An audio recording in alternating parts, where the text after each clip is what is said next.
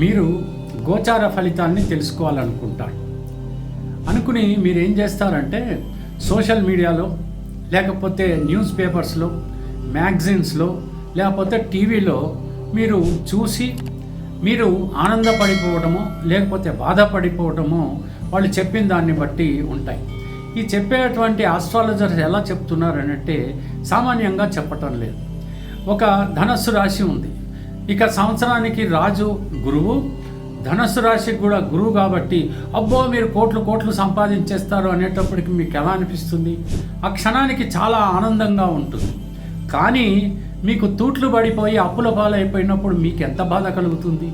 అంటే ఆ యొక్క ఆశ పడిపోవటం, ఈ నిరాశకి చెందటం అనేటువంటి ఎంత ఇంబ్యాలెన్స్ అవుతుంది.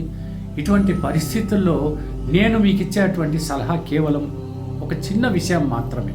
అది ఏమిటనంటే మొట్టమొదట మీరు మీ యొక్క జాతక పరిశీలన చేసుకోండి.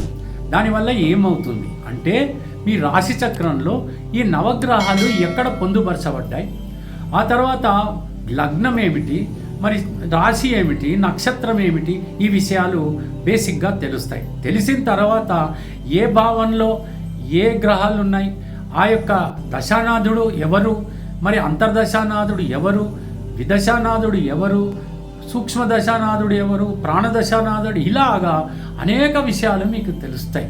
వింశోత్తరి ప్రకారంగా, అష్టోత్తరి ప్రకారంగా, జైమిని సూత్రం ప్రకారంగా, నాడి శాస్త్రం ప్రకారంగా, నారాయణ అని ఉంటుంది, ఇలాగా మరి యోగినే ఉంటుంది. ఇవన్నీ కూడా ఆ యొక్క ఆస్ట్రాలజరు పరిశీలిస్తాడు.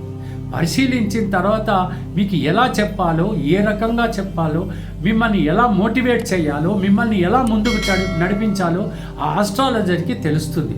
ఆ ఆస్ట్రాలజర్ ఎలా ఉండాలి అంటే నిష్ణాతుడై ఉండాలి, దుర్బుద్ధి ఉండకూడదు, మళ్ళీ స్వార్థమైనటువంటి చింత కలిగి ఉండకూడదు.